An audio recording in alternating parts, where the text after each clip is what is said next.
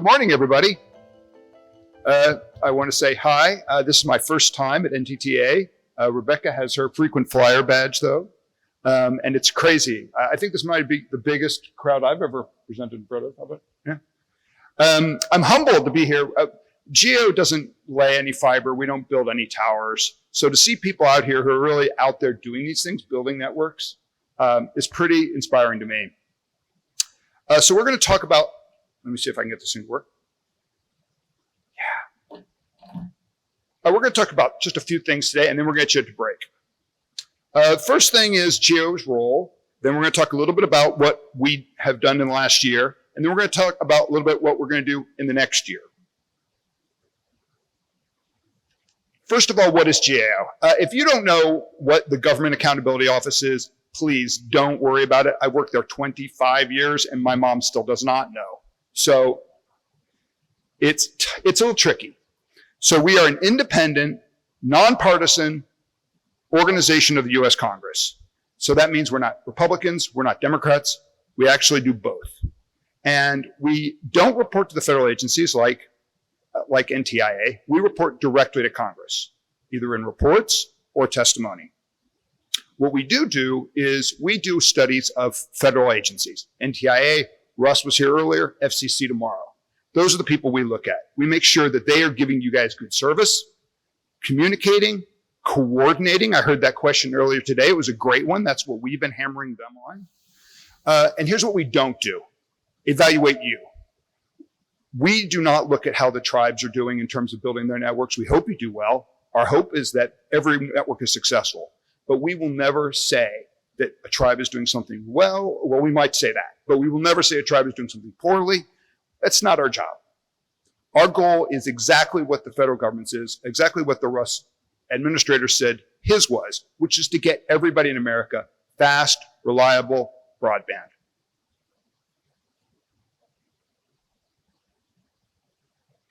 Okay. Our outputs are always the same. We do public reports directly to Congress, but they're also free to everybody in this room and everybody in America, everybody in the world, as a matter of fact. And that's why NTTA uses our reports. We're really thrilled to see Doug using it every day. We try to make them accessible to people. We try not to use a bunch of fancy terminology and a bunch of technical jargon. So a lot of these, if a lot of these people around here, if these terms are a little bit scary, a little bit overwhelming, they are to me too. I'm a generalist. And if you invite us here, like you did today, we'll actually stand behind our work. Actually, Rebecca will be standing behind our work because she's up next. So my name is Rebecca Rygg. They don't let me stand up in front of people very often. This is my third time. It's all been at NTTA. I spend most of my time behind a desk. And when I'm really, really lucky, they let me out and let me talk to people who are participating in the programs that we review. I'm a senior analyst at GAO. I have 14 years of experience at the agency, and I have broad experience in issues related to the national infrastructure. So telecommunications, certainly, also the Postal Service and federal property, even some aviation. So really anywhere that the national infrastructure is, that's something that I've reviewed. More recently, I have experience looking at tribal access to spectrum. We did a report on that a few years ago, and when I was here in February, I talked about that. And I still like to talk about it. So come talk to me about that. And I led the first review that GAO did on the Tribal Broadband Connectivity Program. Now, the slides that I prepared were really focused on TBCP. And then I sat here in this room and I heard the questions and I heard the discussion and I realized I needed to talk about why we're focusing on TBCP, because it is not the only broadband funding program out there. Last time I was here, the last two times I was here actually, I put up a slide that was a wall of words. And I didn't want to do that because I don't like slides that are walls of words. And now I wish that I had it. Because the reason that we are reviewing TBCP, and that's the focus, and that's why Keith and I are going to talk about today, it's not because we have something against Adam. It's because when Congress wrote the legislation, when they passed that law that created the Tribal Broadband Connectivity Program, they wrote into law that we would be reviewing that program every 6 months until the funds are expended. So I'm here because I don't want to break the law. With that out of the way, I want to talk a little bit about the report that we've done. We issued it in January, and it looks at the very initial phases of the NTIA's implementation of Tribal Broadband Connectivity Program. For our report, we examined NTIA data on applications. So that's data that's not publicly available. Adam has access to it, and they gave us access to it, but it's not broadly available. So we'll report on some of those findings that we had. We'll also look at what we know about the awardees. And then we had 3 research objectives. One, we wanted to look at NTIA's design of the award process. How were they going to set it up to make sure that they understood how they were going to figure out who would be getting these awards? Second, we looked at their performance management. And third, we looked at their fraud risk management. So in order to do that work, I sat behind a desk for a really long time. And I looked at a lot of documents from NTIA, and we did the research, and we looked at the data. We also took some time to reach out to applicants and recipients of the, thank you, of the program, right? So we spoke with some of you who are here in this room. We were here at the last 2 conferences to hear your experiences, because it doesn't make sense for us to review a federal program if we're not talking to the people who are seeking to use that program. And then we compared what we found to recommended practices that we have from a variety of places. So last time I was here, I made a joke about loving data. That is still true. This time I thought I'd peel back a layer and let you see the inside of my brain. So Keith, let's see the next slide. So this is from the inside of my brain. I know, it's not great. So what I really wanted to do with this graphic was I wanted to talk about the context of our study, why we did it the way that we did it, and how it affects what we're talking about. Now, my boss right there really liked this graphic. So I put it up there to make him happy, but it drives me nuts because it's not neat and I can't read my own handwriting. So I cleaned it up a little bit for you. And this is what it looks like. So the bars represent the total amount of awards that had been announced by NTIA in that month. So that's not each month announced, it's that total builds. So you can see when we were trying to figure out who we could interview, who were participants in the program, you cannot see that bar, right? So that is going to affect what we take away in the report. You might look at our report and you might say, stuff has happened since then. And this, and that's why, because we were talking with people who early on we could identify as applicants or awardees. We conducted our interviews when only a few of the grants had been announced. So that's when we were doing our work out in the field. We went out and we visited with 2 tribes, and we spoke with 4 more via Zoom and other ways on telephones, right? But that's when we were doing that work. And then our last meeting with NTIA, our last touch, was in September. And as you can see, since then, they've more than doubled the amount of awards announced. So now that I've given you that peel back into the brain, I just wanted to make sure that that was clear before I started talking about our findings. The first of our findings is related to NTIA's design of the process for figuring out who would get awards. And I think we all recognize that that was a big task. They put out initially a notice of funding opportunity for $1 billion. Later, there was another $2 billion announced. But when they put out that notice of funding opportunity, they were oversubscribed by so much. I think it was over the $5 billion asked for of that $1 billion. So how were they going to figure out who would get those awards? We looked at, oh, I totally skipped the data. I'm sorry, guys. This is why they don't let me out very often. So this is the award data. Okay, so what we did in this, and this is in our report, we looked at the applications and we saw what the needs were identified by the applicants that submitted for these awards. So as you can see, there were applications across the board for infrastructure projects, use and adoption, planning, and then combinations thereof. you can see that over 80% involved infrastructure projects and another 20% were for use and adoption or some other mixture. Next up, we took a deeper dive and we looked at, for those applications that involved infrastructure projects, what technologies were they looking to use? And we think that's important data to share to get a sense of what people are hoping to do, even if they're not funded this time around. So as you can see, over 80%, nope. You guys, I'm struggling. So as you can see, most of the applications involved fiber to some extent. You can see that in the light blue, in the light green, and I'm not going to try to name those colors. Colors is not my thing. Mustard, I'm hearing maroon, right? So, but then there was also a lot of variety. So it wasn't all fiber. And there's a variety of different technologies represented in those applications. Next slide. We looked at TBCP awards, and we wanted to understand a little bit more about what that tells us about the picture overall.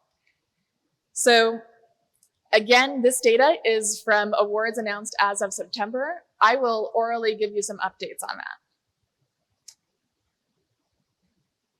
So let's see.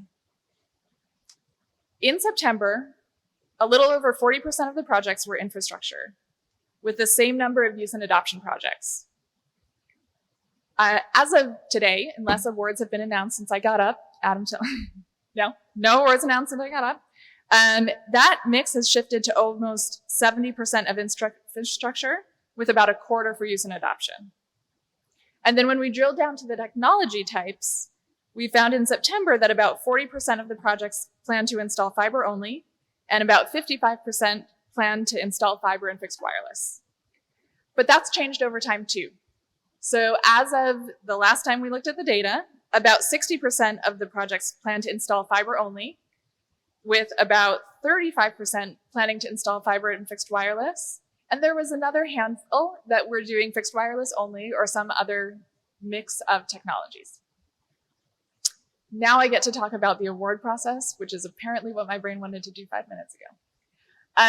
So what we did is we looked at NTIA's design of the award process. And when we looked at their design of the award process against the recommended practices we had identified, we found that they did generally align with the recommended practices.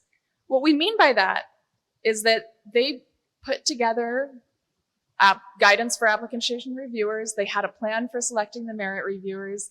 They laid out a process. And so we gave them marks for aligning with generally recommended practices along those lines. But that doesn't mean that people haven't had concerns, right? And you in this room know this. And that's something that we report in our report. Some of the concerns that stakeholders told us about, and these are tribal applicants and awardees and others, are that some people didn't learn about the program until in a timely manner. In one instance, they heard about it the week before the application was due. So they put together a grant application, but it wasn't for what they really wanted to do. They just had to put something together because they didn't hear in a timely manner. Another thing that we heard was that some thought that the communication regarding funding priorities wasn't clear, or the communication about the evaluation criteria wasn't clear. It wasn't the notice of funding opportunity, but the communication, there was a disconnect between what people were receiving and what was being provided. Another thing that we heard about, and again, I feel like I'm not going to surprise anybody here, but it came up again and again that there were challenges related to the timing of the awards. As you are aware, the timing has evolved over time. And, you know, that fourth line shows the first expected date for the awards being announced. And up top, you see the progress, right, on how we're doing at getting those awards announced. And then it moves, and then it moves, and then it moves again. And what we heard are a variety of issues. It's not just that the time frame has shifted, and there are reasons for that, but we heard about challenges related to rising costs. Something that cost one price doesn't cost the same as it does a year, 18 months later, right? Supply chain issues and complications, and I think this came up related to other funding opportunities. You want to apply for another program, but you don't know what your status is with this program. So how do you figure out how to move forward? So our report speaks to a lot of these concerns that came up on there. The next thing that we looked at was NTIA's performance management. Now, I feel like it's not alphabet soup, but performance management is something that people like me talk about all the time, and it can be hard to understand. What we mean by that is, how did NTIA plan to determine whether the program was going to meet its objectives? That's what we mean by performance management. Are you managing your performance? We found that NTIA had identified a goal and a measure, which is great when you're doing performance management. That's like the key, right? So they had done that by adding up the number of households that were expected to serve by the projects that they expected to award. We said, okay, that's measurable, okay. And it aligned with the objectives of the program. So we gave them credit for that. But we did note that the goal and measure that they had identified didn't cover all of the aspects of the program.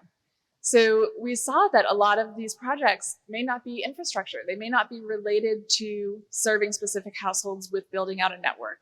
It might be broadband use and adoption, or it might be planning, feasibilities, and sustainability studies.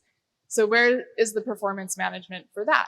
What are the goals and objectives related to those programs? And so we made recommendations to NTIA that they round out their performance management in that manner. We also looked at NTIA's fraud risk management. And again, this is another one of those things that if you're not in my world, you might not be familiar with. But what we're asking when we ask about fraud risk management is, what is an agency doing to ensure that the money that they're putting out there is going to the people that they're intended to serve? And why is that important? You may have heard a lot of talk about concerns about fraud related to COVID funding. And when people, especially in Congress, lose confidence in a program it may or may not be serving the people that it's intended to serve, that program becomes at risk for losing its funding, and it becomes harder to fund other programs along those lines. So it's important to us, it's important to NTIA, it's important to you that there not be questions about fraud when it comes to this program. So we wanted to say, what is NTIA doing to make sure that those questions are held at bay, because they've done what they need to do. What we found and what we recommend to NTIA is that we thought that they should, based on leading practices, designate a dedicated entity to lead those efforts. We also recommended that they identify fraud risks, assess the likelihood of impact of those risks, determine their fraud risk tolerance, and examine existing controls. And that sums up our most recent report. Happy to talk with you about it. And Keith will talk with you about the report that we're working on now. Okay, so I'm talking about GAO, the sequel. We usually don't finish a report and immediately start auditing the same agency on the same program immediately. So we gave them a 2-week break.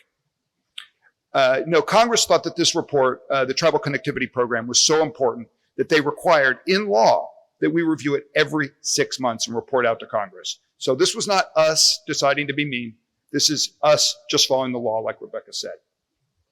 And I just want to go back to one thing Rebecca said before I move on.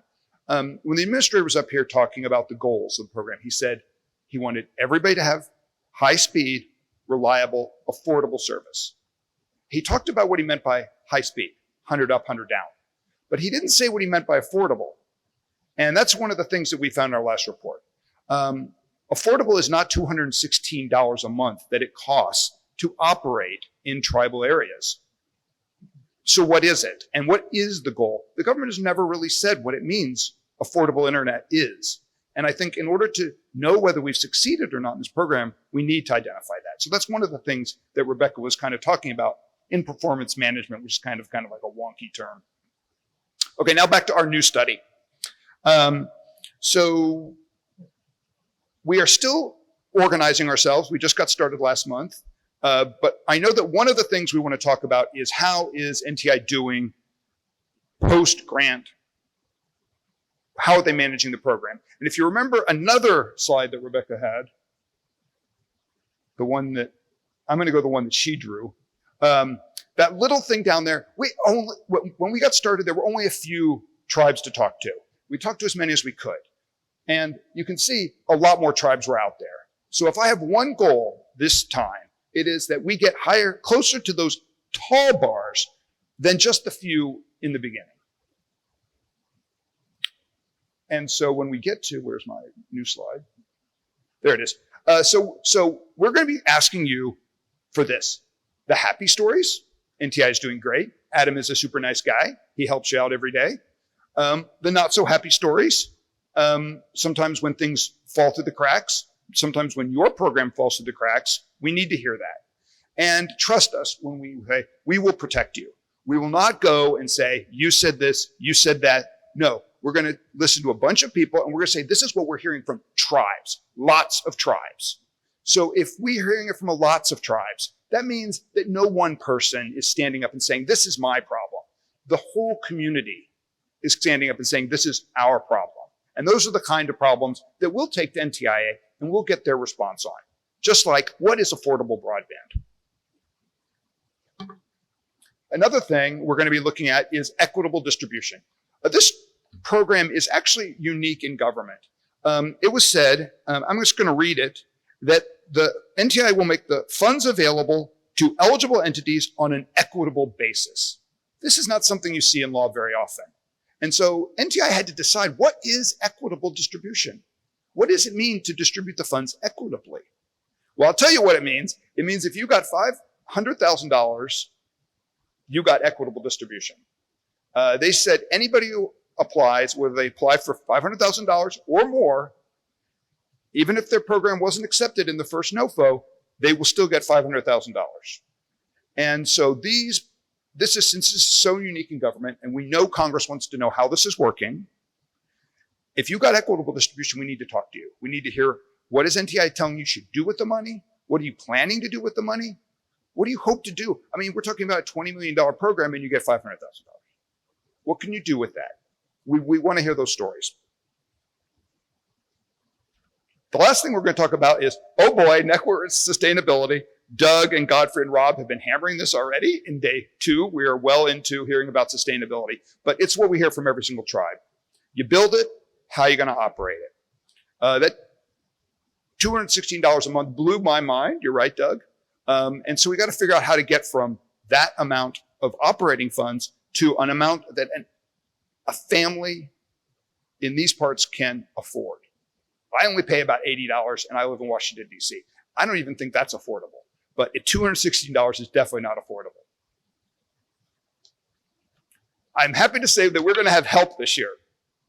So the Comptroller General, we do a lot of work in Indian country, and not just in broadband.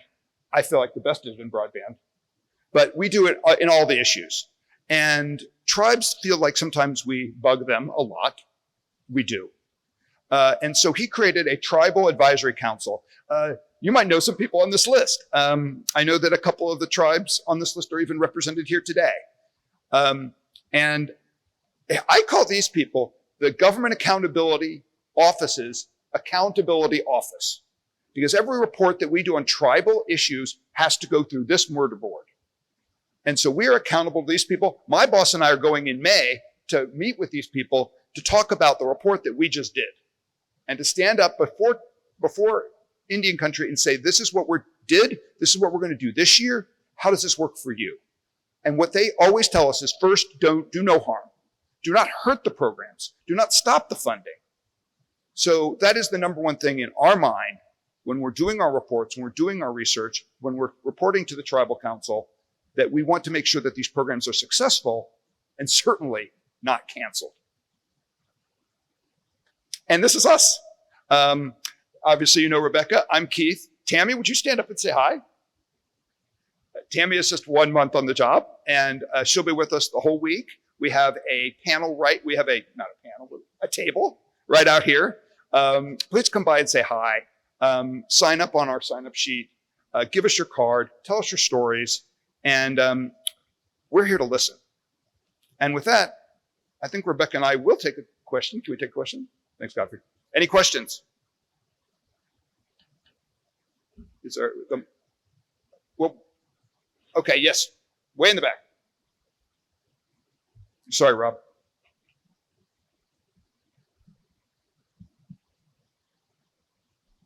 Bonjour, good morning. Good morning. Sally Findy from the Leech Lake Band of Ojibwe. When you were here last, I did complain that it was an excessive long time, to return on whether or not we received the award. And listening to your report today, I think it's really interesting that, that number one, you didn't come to hurt us. Miigwech, that's thank you. And I also would like to say too that I, from the grantee point, I have immense gratefulness for the NTIA staff, for our federal program officers, for doing the great job that they have done. And I know that, from working in the industry, that we have a lot of disparities coming from an Indian tribe. We don't have as many people. We have twice as many jobs for every Indian person that works for a tribal nation. We're not a company. We're not a business entity.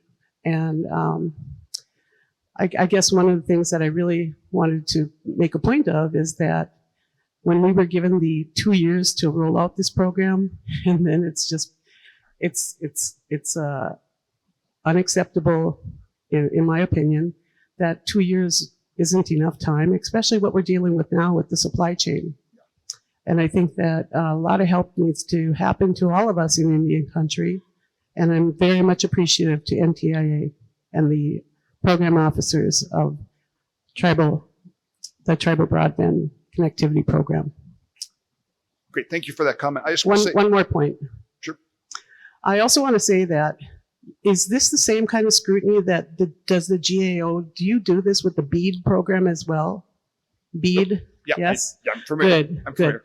I'm from Minnesota, and my BEAD program in Minnesota, the state broadband office in Minnesota, has told me that in order for my tribe to apply for those funds, we have to commit 50% matching dollar. Now, I would appreciate it if you'd look into that. Chimigwich. Thank you very much. I just want to say that we also appreciate the work that NTI has done. I don't know if you, Rebecca kind of whizzed through the slide, but we had a slide that showed that they did everything right. And I'm just going to run right back to it real quick. There you go. Look at that. Check marks. I never had a report card like this. Check marks on everything for the grant grant award process. So it's not like we're here to tell only bad stories. We also say when they got it right. In terms of the BEAD program, we're working with Congress right now to discuss what we're going to do. The BEAD program is obviously the next big thing, and we are going to be on top of it. But so far, the states don't even know how much money they're going to get. That's coming in June, 6 months after that. Then they'll actually start to get the money. That's when we start our work. I'm feeling that. Yeah. Okay. Thank you, everybody. Oh, wait, we got one more. I'm sorry. One more question, real quick. Thank you very much. The judge gave me a reprieve. Thank you. I appreciate it. I'm going to do the opposite of what was just commented. My name is Malcolm Bowitri. I'm the Chief of Operations for Pueblo Laguna. The Pueblo Laguna has invested $2.5 million to upgrade their Wi-Fi system right at the outset of the pandemic. So this NTI grant was very looked as a very important step to get the middle mile. However, I'm very disappointed. I like what GAO has done. I think we need to put the feet to their fire, but here's the main points.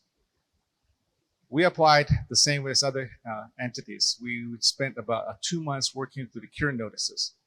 At the tail end, I don't ever recall any of the team from NTI stating to us that we were not responsive, that we did not make the change they were requesting for. None of those. We got a letter back in November saying that our application was denied. We respectfully requested them some talking points as to why the weaknesses were, how they cited that. With DOJ, Department of Transportation, Department of Energy, USDA, we've gotten millions of dollars in grants. We know what the heck we're doing. But it's ironic for us to hear that we cannot tell you what your weaknesses were. You have to write a letter. We did. We had a teleconference call with them on January 10th. They wrote from a script saying, We cannot tell you that. You have to write a letter. Well, guess what? We wrote a letter by the governor of Pueblo Laguna, Wilfred Herrera, and we've had to this day never had a response. I will want to make sure that that's the one that we want to make sure that we talk to you to let you know that we're very dissatisfied with the process that was in place. We don't think it's equitable. The other side of the equation is that if we're eligible for $500,000, when the hell are we going to get direction to how to spend that money when our application was denied? The main point is this. I want to know what the weaknesses were because we are applying for the state of New Mexico similar stream of funding that TRI's got along the same line. We need those recommendations. Thank you very much. So I just want to say thank you very much. Sir, you are not the first person we've heard say that exact story. And so these are the kinds of things that as we hear these stories more and more, get ready, guys, because we're going to be having questions. Thank you very much. We're going to be here all week. I'm not flying home until Friday, so please swing by our table and say hi to me, Rebecca, and Tammy. And Godfrey, here.